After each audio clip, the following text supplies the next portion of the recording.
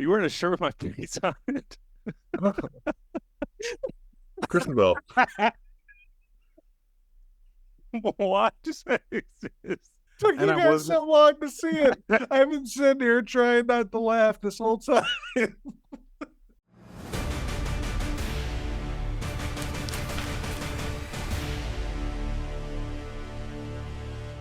What's up, everyone? Thank you for checking out and supporting this episode of Raised A Geek. This week, we rewind back to talk about The Joker in anticipation of The Joker 2. Are we running out to theaters to see the sequel, or was one time to this Gotham enough? Let's find out. I'm Chris, and as always, I'm here with Don and Tony. How we doing, guys? Chris, what is up today, my friend? And Tony, my other friend.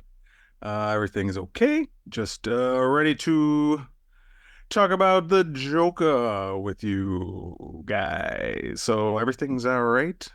How are you? Both of you?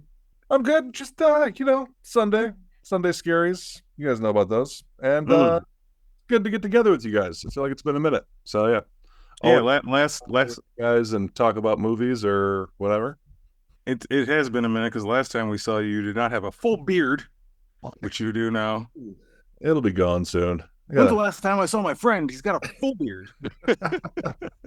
I've got to we got a little family Halloween party next week, so I'm gonna shave it off for that. So it'll be gone. You know what happened was about like a month ago, we had that week of cold weather out of nowhere. It was real nice, and I was like, yeah, I put a flannel on and I stopped shaving, and then it got hot again. But Flannel on this episode. So that's cool weather for you. When it gets fall hits and you're like beard and flannel. also, then I just don't gotta shave for work. It makes it a little easier. See, you just said you had a Halloween party coming, and you mentioned flannel, and you got the beard. I was like, you trying to tell us he's about to be Al Borland for this thing? That would have been good. That would have been easy. Yeah. That or the brawny man. I could have just walked around with paper towels and flannel on. I've been good.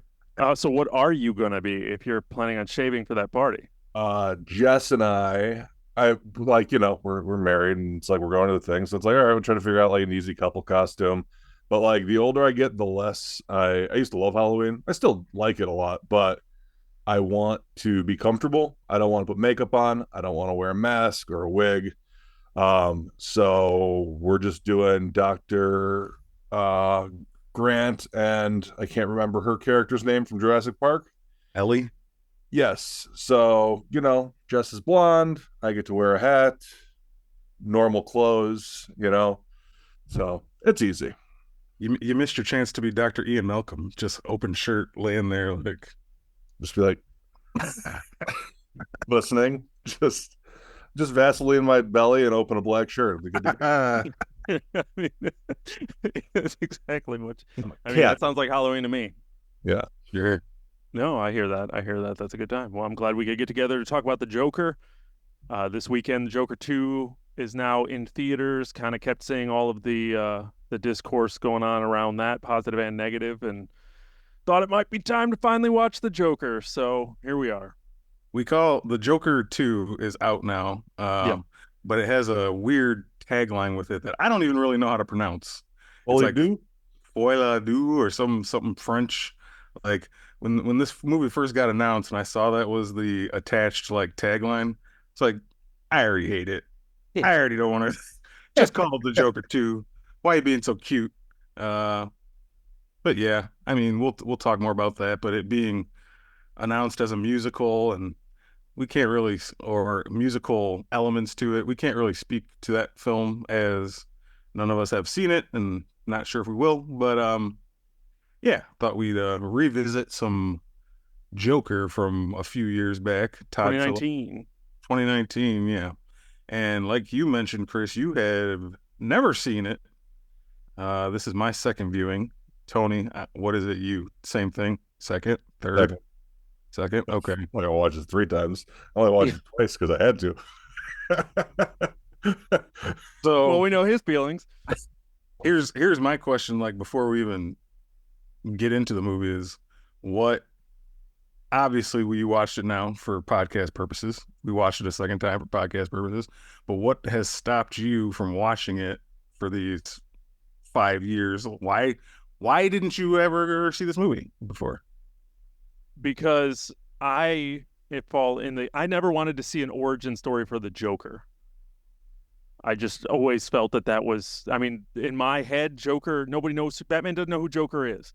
I don't need to know who Joker is. You know, that's there. I've read through how many comic books where Batman's entire goal is to try to figure out the identity of the Joker.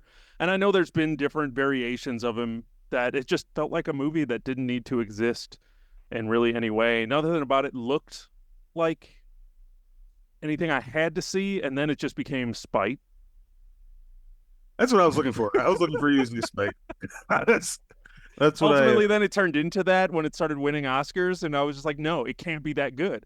And I just didn't want to see it, and I kind of looked at it a bunch of times and felt like it's something that I should watch, but just never wanted to ever pull the trigger. And then we kind of, with the folie à deux. So I always called it. I worked in the service industry for a long time, and I sold a lot of wine called folie à. That's what we always used to call it. So I know that it means madness of two because of the wine reps that I used to work with. So when it came out, I was like, oh, okay. That's cute. The two of them. All right, okay. I get that. But anybody else who's not an alcoholic or a bartender probably wouldn't, or speak French would catch that or care. To everybody else, it just seems pretentious. Right. If they would have called it Joker Madness of Two, I feel like that would have been a better title for it than folie à deux. So, right. Yeah, I don't know. Because they were going for that musical. They were fancying it up a little bit. Yeah, I didn't even know it was a musical until like 2 weeks ago. My dad mentioned it, and he's like, it's a musical? I was like, what? No, just Dad, Lady Gaga's in it. She's a singer. And he's like, oh, he said it's a musical. I was like, oh. Not everything Gaga's in is a musical, Dad. Yeah. No, it turns out it's true. Yeah, I gotta start listening to Skip a little more. Well, you weren't the only one who did not know. Yeah. No, I was just curious as to why you hadn't seen it. That makes sense. I never wanted to see a Joker origin ultimately, and spite. Okay. So to piggyback on Don's question, Don, you've seen it once, now twice, because you rewatched it for the podcast, same as me. How come you have only watched it twice? Yeah. And this kind of, I guess, leans into a little bit of why, like, whether we liked it or not, which was probably supposed to be our first question. But yeah, probably. I just found the movie to be, like, kind of heavy-handed, and not very rewatchable. Whether, regardless of if you say it's good or bad or well acted or well directed or well shot, I still found the source material kind of like, what am I going to watch that for again? That's kind of like hard to watch some of that. So just like certain movies, you watch it and you're just like, I'm good. Like I've seen it. I don't need to see it again. That was kind of always my thinking. And I probably could have stayed in that lane if not just for doing this and curiosity again, and like, okay, it's been some time, maybe let me check it out again. But yeah, I remember even seeing it in the theaters being like, okay, never have to see that again. And I don't know, that's kind of my reasoning. I would guess. Similar for you, or? Yeah, I think so. So when you guys said you were in a podcast about this, I was like, oh, okay, I've seen it. And I was like, I don't remember anything about that except for like 3 key scenes. It was like the movie as a whole, and this isn't like to say whether I liked it or not. I guess it leans into that, but like it's pretty forgettable. You know what I mean? Where it's like, if I can't remember anything but 3 scenes from it, maybe that says something. But yeah, I'll say, I'll agree with you with, I think you only need to see this movie once. And then when you do force yourself to watch it a second time, it's hard to get through it a second time. It was for me last night. Like, I was like, man, how much longer is this? How much longer? It's only a 2-hour movie. Yeah, I know, but it seems a lot longer than that. Yeah. I gotcha. So, yeah. Fun. So, what do you guys think about the movie? I thought it was just okay. Yeah. I don't know. I don't think I could say that it's like a bad movie. I feel like I have a different feeling towards it. I'm not like a comic fanboy or anything. Stuff doesn't make me. I don't get annoyed when someone's like, "Oh, they changed this, and that's not who this character is." Like, I understand the idea of like, "Hey, look, we're gonna try something different." DC characters in movies, most of the time it seems like they kind of flop or they're not doing well. So if someone decides to do something different, it's like, all right, whatever. If it's a good movie, it's a good movie. I'll go see it. So I can understand from like Chris, like you were saying, like who needs a Joker origin story? That's part of the appeal of the Joker, the storyline is that there is no origin and that Batman can't figure out who he is. So chaos. I can understand someone being annoyed by that, but for me, I don't care. Yeah, I mean, it's like, all right, whatever. Let's find out where this is from. But it's I don't know. I think it's just okay. I wouldn't be like, oh my god, that movie's so bad. I'm not shitting on it. I can't remember how I felt the first time. I think the first time I saw it, I was probably like, all right, that was a movie. But I wasn't mad that I paid for the rental, or I don't think I saw it in theaters. I probably didn't even pay for the rental. But yeah, I will say last night watching it for a second time was kind of rough to get through that again. And there wasn't any scenes where when they did happen, I was like, oh yeah, I forgot that this happened, or oh yeah, this is the scenes coming up here. It was all just kind of like, okay, I just need to go through the motions and get through this. So, it's fine. Yeah. What about you guys?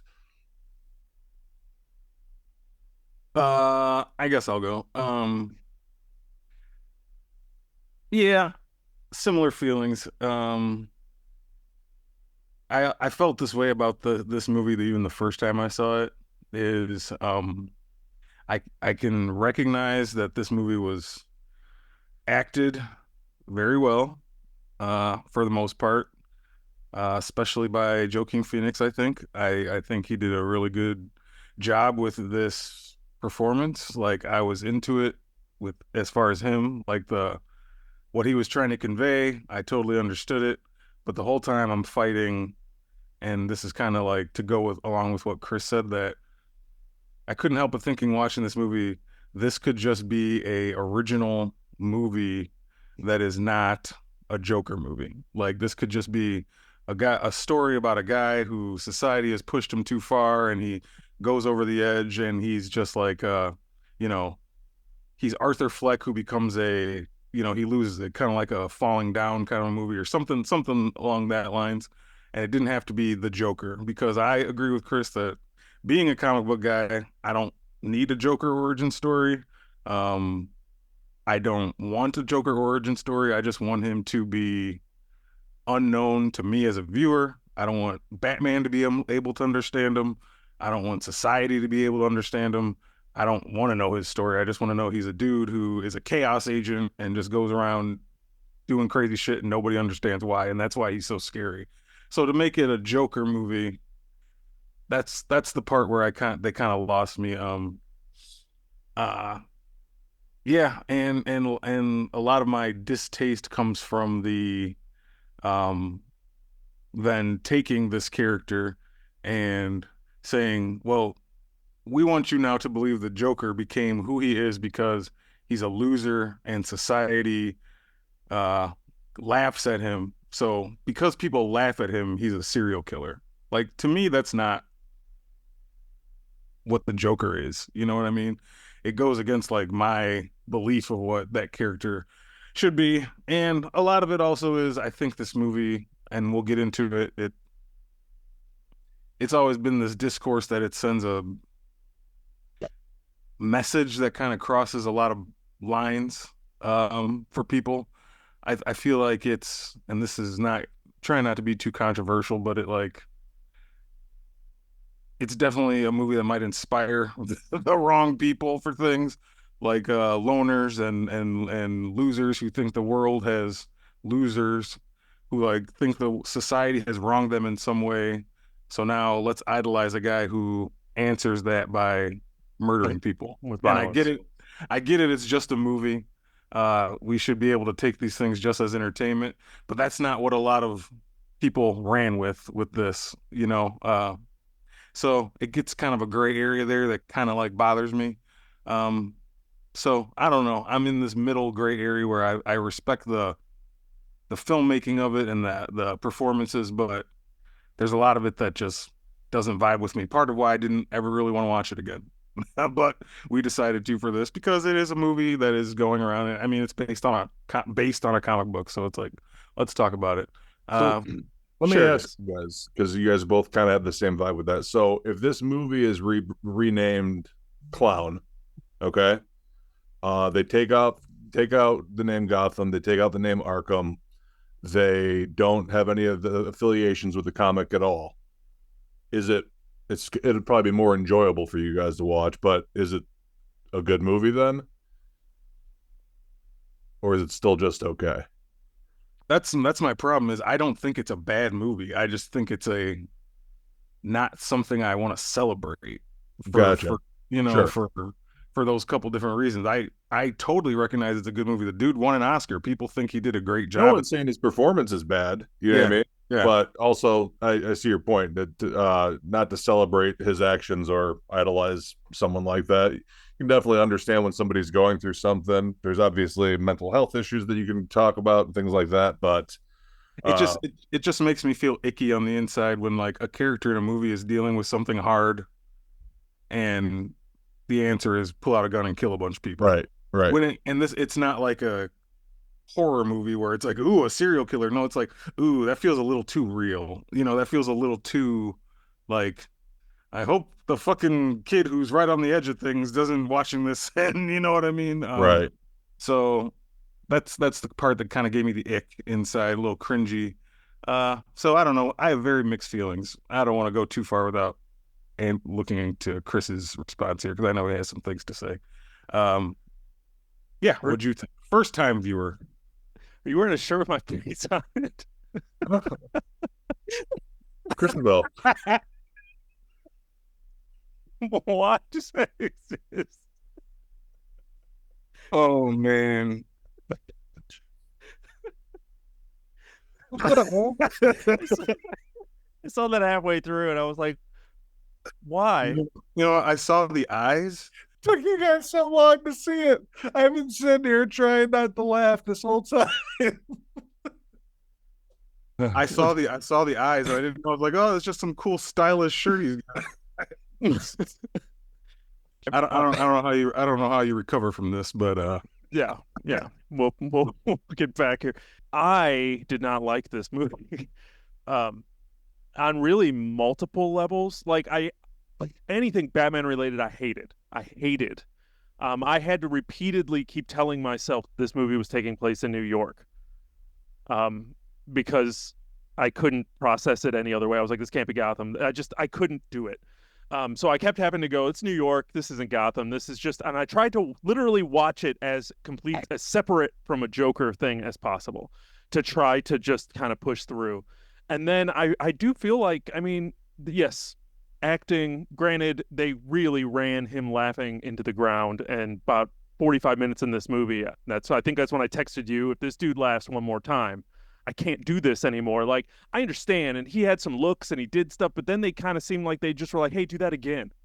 Hey, do that again. We'll do that again here, and we'll do that again here, and it'll be deep. And you're just like, no, it wasn't. He just like, there were levels to it where I felt like they just kept doing things. The movie just felt way too long. And like I said, the Batman of it was horrible, and it kept taking me out of things. Then Zazie Beetz showed up, and I was like, ooh, maybe I like this movie. So then I was like kind of in it, and then she wasn't in it enough. So then I was like, what is this movie? They're wasting Zazie Beetz. What are we doing? Overall, movie was fine. I mean, there were moments to it that were good. The third act definitely picked up once he got off his meds and started like leveling out a little bit. And he had a little bit more focus in what he was doing. It definitely became a lot more engaging, versus him just being manic and just getting beat up over and over again for no reason, nonstop. I'm like, okay, how much sympathy can you pile on this poor man? Once you got into the third act, I enjoyed it a little bit more, but overall, it's a forgettable movie for me. Joaquin, yeah, he always deserves an Oscar, so I'm glad he got one. But overall, the movie was just there for me. Sure. But I do got some moments that I liked, and some moments that I didn't. What were they? What are your? If you didn't like this movie, what is the good stuff about it? I liked when he climbed into the fridge. That's such a small little like detail. Okay. Okay. It's gonna be weird, but I watched him pulling all that stuff out of the fridge, and I kind of was just like, "What the hell's he doing?" Then when he climbed in, I realized that this movie was taking place in the 70s because clearly Punky Brewster didn't teach him to not do that. And that was my comment. I was like, man, Punky Brewster told us not to do that, climb into fridges. You remember that episode where the little girl got stuck in the junkyard and climbed into the fridge playing hide and go seek and almost suffocated? That was a heavy Punky Brewster. But I do not remember that. Oh, probably good that you got out of your childhood without seeing it. But at the same time, it seemed cozy to me. So then it like the anxiety in me was just kind of like, I really liked that. Like that felt like a good place to be as someone who's hides in small places sometimes when I get overwhelmed. I was like, that's a good place to be if I really wanted to destroy my fridge. So I liked that scene. I like Zazie Beetz. Sure. Her scenes were good. They were my favorite. One thing that I'm really mad about was where the fuck were the super rats? You name drop super rats in the first scene of this fucking movie, and you don't come back to them at all. Then what was the point of mentioning super rats? MacGuffin. It's a good question. But it didn't go anywhere. Like the third act, there should have been some like giant thing where he was unleashing the super rats on the city and doing something with them. Like then it would have been a supervillain movie instead of an origin story.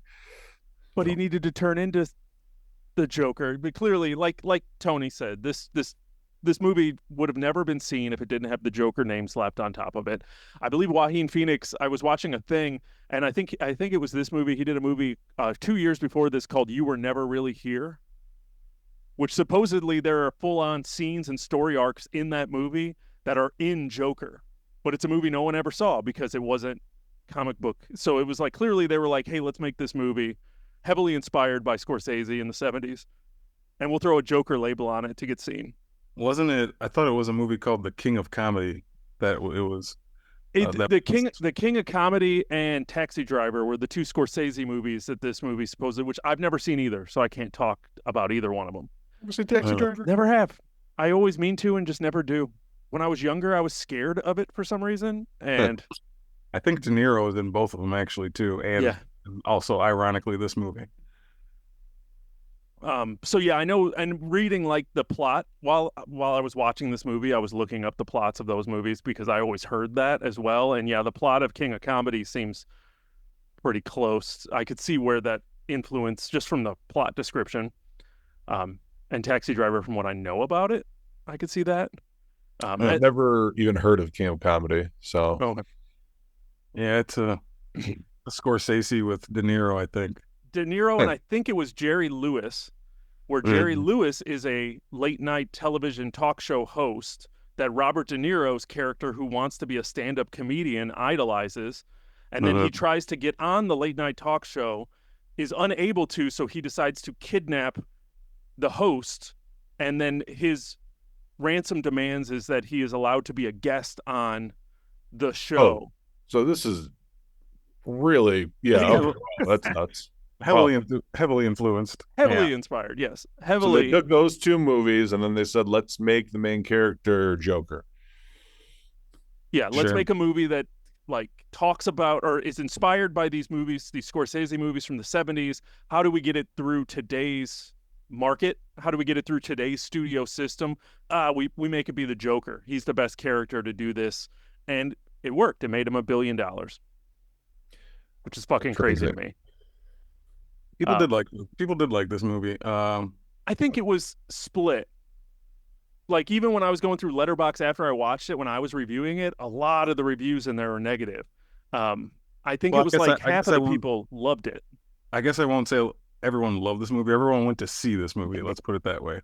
Yeah, that's where it made its money. Right. So the second one was always screwed because they were only ever going to get half of that billion back because there was no way, like I said, you weren't going to get everybody to come see the sequel. What did the new one do opening weekend? Like 35. It's It's low. still happening, but I think 40 is where they were topping it out. But the first one cost $60 million to make. The second one cost $200. Jesus. So a lot of that I got money. Yeah, I was about to say a lot of that had to do with you got to pay your actors more than the first one. But yeah, Phoenix to come back to do a sequel, and yeah, I wish he would have made Signs 2 instead. All right, we're talking right. we're talking about things we like. Yeah. So what else? What'd you dig? Like I said, of course, what stands out most to me is I did like his performance. Separate from him being the Joker, I thought it was a good performance. I know you mentioned Zazie Beetz. I thought her character was cool, but the thing that stands out to me most about that is the twist with her character of him, you know, picturing her in his life as like this girl who likes him, and now she's going places with him. They're going on dates. They're walking down the street. She's with him at his mother's bedside. And then when it did turn out that was all just inside his head, I was like, all right, that's kind of cool. Like I didn't 100% see that coming. I thought that was an interesting way to show that he is crazy. He's not just a weirdo. He's a little like nuts too. Well, you know what's funny about that is I was watching it, and I agree with you on that. I did enjoy that aspect because I didn't see it coming. But it was one of those things where this movie did really well with their delusions, in the fact that the delusions were just that off that instead of me thinking, hey, he's crazy, I'm thinking this movie is stupid.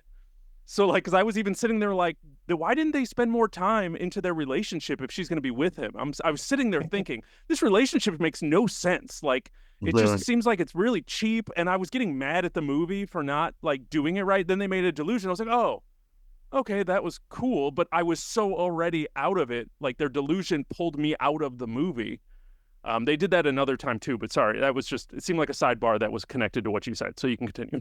See, I felt like I right off the bat was like, okay, she's being nice when she says she'll go to the show sometime, but then she's at the show like laughing, and I'm like, this ain't fucking real. You know what I mean? And it's like, this is in his head. And it's like, then I was like, wait, he did just get funding canceled and his meds got canceled. So he's off his meds. So, okay, he's going to get progressively worse now. But like, it annoyed me that there wasn't enough difference in the delusional and the reality.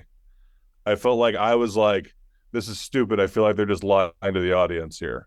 And then they're going to go and then I was like, I know they're going to go back later and just flat out tell us. And that's what they did. They went back and then they show us where it's like, she's not there. Okay. Not there. She's not there. And I feel like that annoyed me about that, but I don't know. Yeah. No, yeah. I get it, but I thought it was, though not executed perfectly, I still like appreciated that it was there because it did kind of get me. I guess you probably could have suspected it could be fake, but you don't know for sure, you know. Right. Absolutely. Other things I like, I don't know, the laughing stuff didn't bother me as much as you. I think it was an interesting twist on the character to be like he has a disorder that makes him laugh so much. And I mean, it was a little weird, but I thought it has a good Joker laugh in a way. So that stuff was okay. The simplicity of the action sequences felt fitting, like grounded in this movie. It's not big machine gun stuff. It's this dude has a revolver that somebody gave him. So when he's killing people, it's just like loud bangs in a quiet subway or a quiet apartment or something. And it's just like very, if you want this to be the start of the Joker, he's not, got a Tommy gun walking around the streets. He's just like a psychopath who's now killed a couple people with a pistol. So that like felt cohesive to the movie they're trying to do. Those scenes were effective. Like the train scene was effective. And also the last scene, obviously, like the big scene at the talk show was very tense, and I felt the tenseness of that scene and what they were going for. So like, it as I'm watching it, I'm like, all the complaints I've had up to this point are still there, but I'm also like, okay, like I'm still engaged in this movie. So it kept me engaged, I guess, for the most part. So there was some stuff in there I liked. Yeah, I was engaged for the beginning. At the middle, it kind of lost me, and that's like I really enjoyed his laughing and stuff in the beginning, and I thought it was fitted, but then it felt like they just kind of kept going. And then once he kind of got off his meds, he kind of stopped doing it altogether, and then he started balancing out, and then I was brought back in. But yeah, I can agree with you on that. Tony, what'd you like? I didn't think about it until Don just said it, but yeah, it was. Maybe that's a good thing that I didn't think about the action scenes as action scenes because they were simple and it was good. You know what I mean? As Don was saying, and I'm like, yeah, that was pretty great. Like simple little shootout scene. He gets beat up. It's just every time he gets beat up, it's just 6 dudes stomping him or 3 dudes stomping him. You know what I mean? Other than that, the chaos at the end, him getting hit by it, they kept it pretty simple. I'll say they did the production did a good job making this look like it was in the 70s. You know what I mean? That was good. It didn't. Nothing seemed too out of place. I don't know, man. There's nothing where I'm like. Normally, when I watch a movie, even a movie that I wasn't that into, there's always like, oh man, this scene was awesome. You know what I mean? Or oh, this when this happened, it was great. I was like, oh my god. I feel like I never had any of those scenes. Maybe not a dislike, something that I was confused on or why they chose this. His dancing, I never got like why. You know what I mean? I know, like, here's a question I had for you. I'm getting off my own topic. The laughter. Do you think they chose him to have this just because, okay, we're going to make this a Joker movie. The Joker laughs. Now we're going to give this guy PBR or PB. I wrote it down, PBA. And they were like, okay, that's going to be, the writers were probably like, this is perfect. Now he's the Joker because he can laugh and he's going to we can keep it grounded. Right. I do. Because I feel like once you got into, especially by the time you got to the back half of that movie, he stopped doing it. Right. Once he got off his meds, he all of a sudden just stopped doing it, and he could get through conversations, and he could do all. Like I said, once he got off his meds, he seemed like he was in a lot more control. He was delusional, but he was in more control of at least what he was doing and his surroundings. He felt like he was in more control, and he stopped doing that. So I feel like that was just a Joker thing, and I feel like that wouldn't have been in the movie if it didn't have the Joker skin on top of it. Yeah, I'll tell you what I liked, but was totally out of place. And I wrote this down that the hold on, where did I write this down at? I know I did. The Chicago Bulls theme song still slams when you hear it. Yeah. I forgot that because I saw this twice now. I forgot that was the song they used for the staircase scene. Completely forgot. And I felt maybe it took me out of the movie because I correlate that with the Chicago Bulls being from Chicago. But I remember being like, man, this song rules. And then I was like, why did they choose this for this scene? Yeah, makes no sense. So maybe that's something I really liked about it, hearing that song, but didn't like that they used that song because made no sense. Yeah, it was totally out of place. Super weird. Now I guess we are kind of leaning into stuff we didn't like. So I'll agree with the dancing, just weird. And I don't know if this is just like to make it seem more like a prestige film and like I don't know. It was out of place. It was like, why? What is his character doing? He hasn't shown that this is like his thing. Why, after his first murder, do we spend 5 minutes watching him dance in some gas station bathroom or something? Like, what is this symbolizing? It didn't really make sense. And him dancing down the stairs and like, I guess he's a dancing man or something. There was one scene like he goes to slow dance with his mom at one point, right? Doesn't he go to dance with her? Something like that, yeah. And I was like, oh, maybe they're gonna explain something. Maybe she's gonna say like you were always a good dancer or something, but like it didn't happen either. Didn't that happen on the Penguin? Like, at least what's that? Didn't that happen? Isn't that a plot point on the Penguin? I don't remember it happening in this movie, but I might have walked away. I don't know. I thought he dances with his mom at one point, and I was like, oh, they're gonna explain why he does weird dancing, and it just didn't happen. So, yeah, I don't know just why something, just something out of place. But then now they made Folie à Deux, where he dances for 2.5 hours. So maybe it was always in him. Yeah, it might just be a thing that Todd Phillips just likes. I think it was supposed to be his like showmanship in him. Yeah. But it's that's the Joker dancing. Yeah. I think it was just him pretending like he was on stage, just being a showman like he always wanted to be, but they never explained it. That was my guess. Yeah, you know what? That might have been the only time I didn't mind his dancing, when he came out through the curtains on Murray's show, when he was finally there. He comes out and does his little thing. You're right. Maybe that was it. Maybe that kind of explains it a little bit. He's just working on the showmanship, and I don't know.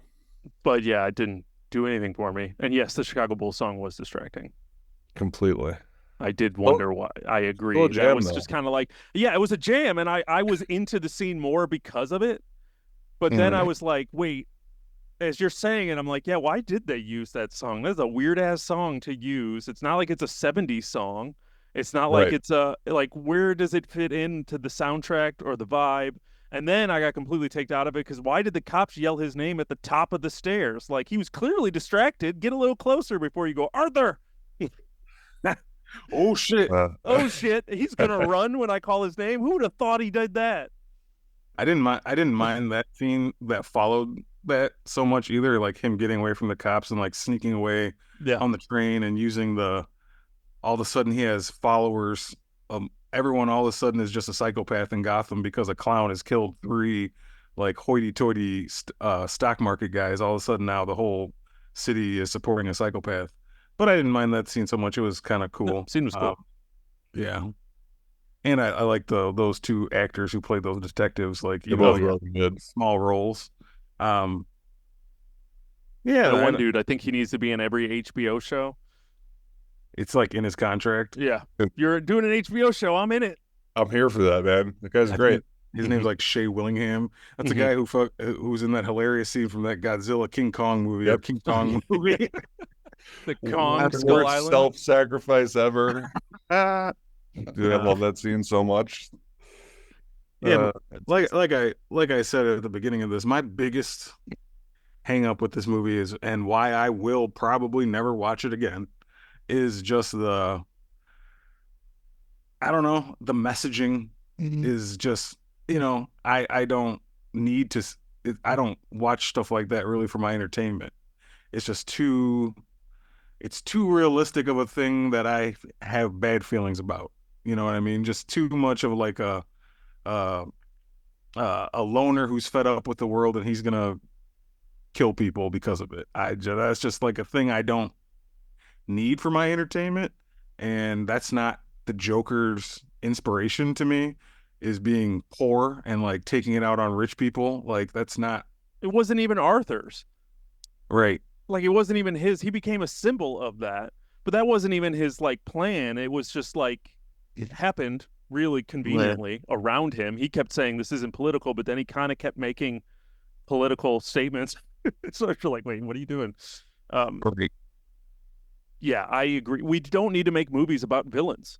We don't need villain origin stories. And I think they should have learned this by now. And of course, Joker is the reason that they keep doing it, because Joker made $1 billion. They're like, oh, people are going to want to see Venom.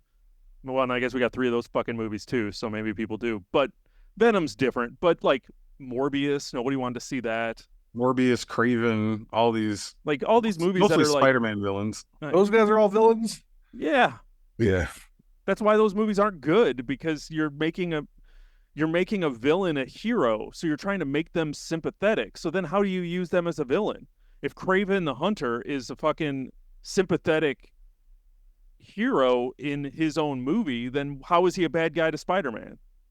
But the counterpoint to this is that we're sitting here watching the Penguin right now, which has been outstanding so far. So I guess it's like kind of in the way you. But he's not maybe he's a little sympathetic. Guess what, Chris? It has to be in the way you do it, I guess. It's a fine line to walk to make it feel sympathy for a guy who's, you're supposed to despise. But I think you still do despise the Penguin. You do, but you could like him. But I'm rooting for him too. Yes. To like succeed in all his schemes. Were you rooting for Arthur ever? No. Never? I felt bad for him. I wanted him to get better. I wanted him to tell a joke that landed. I'm not rooting for him to go out and shoot people and obviously go nuts, but like, I don't know. I wanted that's the discourse of this movie is too many people rooted for him. Yeah, because they made it that way, and I don't know. See, I laughed at his jokes, so I was very confused. I was like, I feel like people would laugh at some of those jokes. But I am also like the guy who I root for bad guys and stuff, like just comic book stuff. I root for the Joker to win in the comics and the movies, and I root for the heels in wrestling, and it's just like fun, but like it has to be done in a certain way, and I don't know, it just didn't. This one is being done in a way in which it's like you said, it's mirroring society, it's mirroring reality to a degree. There's a lot heavier like themes in play with just mental health that, like you said, hit close to home in a lot of ways, where like Penguin is still it's like in a different world. It's a different setting. It's him just trying to weasel his way out of a mob setting. It's like he's already in the underground. He's already kind of in the mob. It's already that kind of like you have to do what you have to do to survive type of thing. So you're rooting for him within that framework. You're still not rooting for him in the big picture, where in this one you're kind of like you said, they're making him extremely sympathetic by having mental health issues, especially when you're watching it in 2024, where we're trying to be more open about those types of issues, when we're trying to be more understanding for those types of things. That's where it's like, if you see someone with him who clearly has a condition up on stage in 2024, if he's telling those jokes, people are going to applaud him for the bravery of standing up and doing it. Versus in the 70s, you didn't do that. So it's like you laughed at on your talk show, right? So it's like you're hitting a completely different type of sympathy that you're really wanting to get out of this character. Versus I think of these other villains that are still within their villain world, and I think the parameters are different. This one, like I said, I felt like they tried. It was too close to home in a lot of ways. In which a lot of that also might tie into what's going on with the sequel of like getting so panned by people. One, for them saying it's a bad movie, but also like the core fan base of this movie absolutely hates what part 2 is, which again, we haven't seen it. We don't know, but I know how it ends though. Yeah. A lot of people are saying that Todd Phillips has done this on purpose because he didn't really want to make a sequel to this movie, kind of got pressured into it by the studio.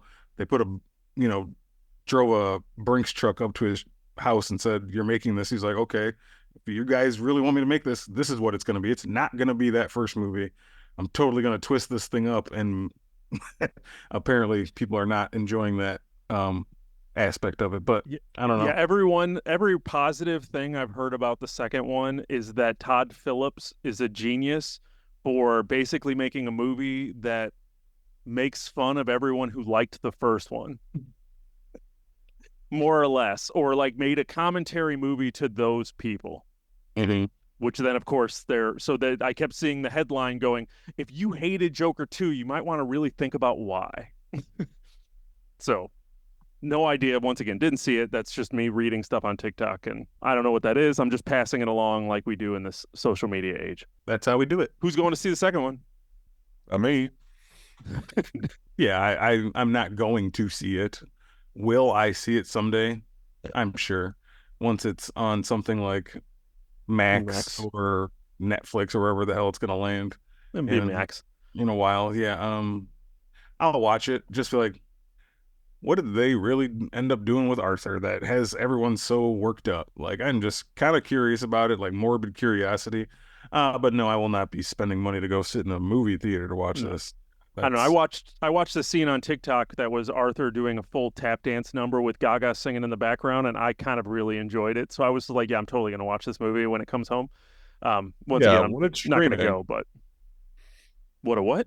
When it's streaming, when it's free on Max or included on Max, I'll watch it. Now, do you think this movie hurts the DC movie brand? This is like their 5th or 6th flop in a row.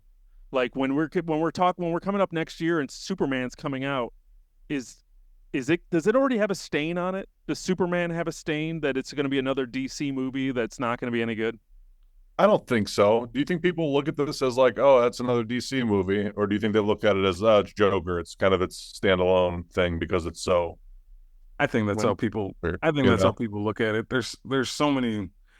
Me and Chris have talked about it before on here. There's like 3 different Gothams going on at the same time. 4 if you count like the one that just ended with Affleck. Then you got the Matt Reeves world. You got this Joker, Todd Phillips world. You got another Batman that James Gunn has in his pocket that he's getting ready to. No, I mean, he will. So I don't think so. Even if you watch this movie, at the end of it just, the only mention of DC in this is like, it says based on characters from DC. It's not even like DC isn't even really claiming this. They're just like, this is its own sandbox over here. I don't think it will have anything to do with the success or failure of Superman, because James Gunn, who's now like the head of DC, I don't think he recognizes this as being in the stable of his movies. So I think he's come out and actually put a statement out saying that, just to kind of separate himself a little bit. I didn't have nothing to do with that. I think that's what's different too with the DC and the Marvel universe. Everything's interconnected now, right? Yeah, for the most part, basically. Yeah. So it's like, all right, I think people that see DC movies know that, okay, they're completely separate. You know what I mean? People know that supposed to be. The Batman and Penguin are together because they talk about that being in the same realm or universe. Colin Farrell is in Matt Reeves' world, but that's not part of James Gunn's world, and it's not part of or what's the guy, Zack Snyder's world, and it's all been always very disjointed, and especially when we start getting 2 Batmans, that's going to be fun. We got James Gunn's Batman, and we got Matt Reeves' Batman, and we got cartoon Batman. Did you see that Zazie Beetz is in the second one though? I did, and once again, it's just like, make you want to go to the movies? No, does not make me want to go to the movies. What could she really be in one scene, like as a witness at a trial or something? Like, most likely that's exactly what it is. Yeah. That she's a character witness, or he might bring her to the trial thinking that she's a different character, you know, like to vouch for him, since he has a delusion around her. Seeing her again. Yeah. You know. Yeah, he's seeing Gaga, so he doesn't. No, I mean, visioning her when she's not there. He could just be imagining her again. So maybe possible. Maybe we'll never know. Maybe Gaga kills her because he says that's my ex-girlfriend because he's nuts. Maybe speculation. Write this thing right now. We're all speculation. Yeah, we haven't seen it, but someone listening has. And if you did see Joker 2, like Joker 1, made it this far in the conversation, let us know what you thought about one, both, either, whatever you want to share with us. And you know how to do that. Social media at Raised A Geek, raisedageek@gmail.com. Those are the ways. Felt like there should have been a third, but I don't have a third. You guys have any final thoughts on the Joker across the board, or just any final thoughts that you want to share, Jerry Springer style? Tony's final thoughts. I like you guys. You're my friends. Good. Ditto. Very good. Ditto. Well, I think then that's going to do it for us this week. So for Raised A Geek, I'm Chris. And I'm Don. And I'm Tony. And thanks for checking out the show, where geek is all we speak. Chris Shirt, you had that made. I made this.